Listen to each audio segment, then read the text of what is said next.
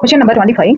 If C is a circle, mod Z is equal to 3, then integral over C e power Z divided by Z minus 2 whole power 4 into dz is option A pi I e power 2 divided by 3, option B pi I e power 2 divided by 2, option C 2 pi I e power 2 divided by 3, option D minus pi I e power 2 divided by 2. இந்த question பாத்தீங்கன்னா PGTRB exam 15 பேட்ச்ல கேட்டாங்க.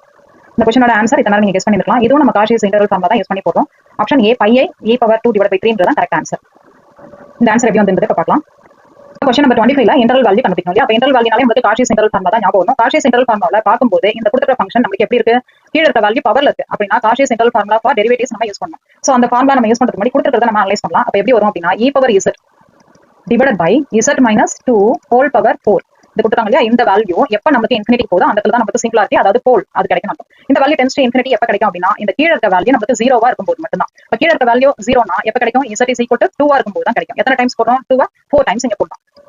இப்ப போல் of order 4 னு சொல்லலாம். அப்ப இங்க ஏன்றத நம்ம என்ன சூஸ் பண்ணிக்கலாம், 2 னு சூஸ் பண்ணிக்கலாம். இந்த ஏன்றது 2ன்றது கொடுத்துட்டு இந்த சர்க்கிள்ல இருக்கா அப்படின்றத நம்ம செக் பண்ணணும். So lies inside the circle mod z is equal to 3. ஏன்னா 0 இதனா என்ன அர்த்தம் அப்படின்னா mod z minus 0 is equal to 3 னு அர்த்தம். அதாவது 0 சென்டர் and radius 3 னு அர்த்தம். 0 சென்டரா வச்சு 3 ரேடியஸ் இருக்கிற ஒரு சர்க்கிள்னு அர்த்தம்.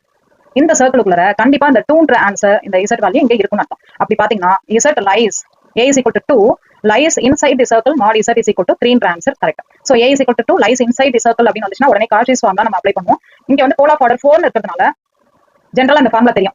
n+1ல அந்த போல் வந்துச்சு அப்படின்னா ஃபார்முலா எப்படி வருது, fn of a is equal to n factorial divided by 2 pi I integral over c f of z dz divided by z minus a whole power n+1. That is equal to f of z dz divided by z minus a power n+1 is equal to 2 pi I divided by n factorial into fn of a ன்றதா ஆன்சர். இப்போ இதுல பர்టిక్యులரா நீங்க note பண்ண வேண்டியது n+1 pole of order n+1 இருந்துச்சு அப்படின்னா அங்க வந்து ஃபார்முலால n factorial அப்புறம் nth டெரிவேட்டிவ் கண்டுபிடிக்கணும். சோ இங்க வந்து போல் ஆஃப் ஆர்டர் 4ன்றதுனால எத்தனை டெரிவேட்டிவ்ஸ் வரைக்கும் கண்டுபிடிக்கணும், தேர்ட் டெரிவேட்டிவ் வரைக்கும் கண்டுபிடிக்கணும். சோ f of z நான் எப்படி எடுத்துக்கிறேன், e power z. அப்ப f dash of z ன்றது எப்படி கிடைக்கும், f dash of z அதே e power z தான். எத்தனை தடவை e power z டிஃபரன்ஷியேட் பண்ணாலும் அதே ஆன்சர் தான். அப்ப f double dash of z e power z, f triple dash of z e power z. அப்ப இந்த கொடுத்த ஃபார்முலா படி போடும்போது f triple dash of a போடணும். a க்கு என்னன்னு கண்டுபிடிச்சு வச்சிருக்கோங்க, 2 னு போட்டு வச்சிருக்கோம். அப்ப f triple dash of 2 ன்றது நமக்கு e power 2 ன்ற ஆன்சர் வந்துரும். இப்போ ஃபார்முலா நம்ம போடலாம். ஃபார்முலா என்ன வரும் நமக்கு, integral over e power z divided by z minus 2 whole power 4 க்கு இந்த ஃபார்முலா அப்படியே நம்ம யூஸ் பண்றோம். இந்த ஃபார்முலாவை அப்படியே நம்ம யூஸ் பண்ண போறோம். அப்ப இந்த ஃபார்முலா எப்படி வரும் நமக்கு, e power z divided by z minus 2 whole power 4 is equal to integral over c f of z dz divided by z minus 2 whole power 3 plus 1. 4 வந்து 3 plus 1 பிரிச்சுக்கிறேன். அப்ப எப்படி வரும், 3 plus 1 அப்படின்னா 3 factorial அப்புறம் third derivative. அப்படி பாக்கும்போது 2 pi I divided by 3 factorial into f triple dash of 2.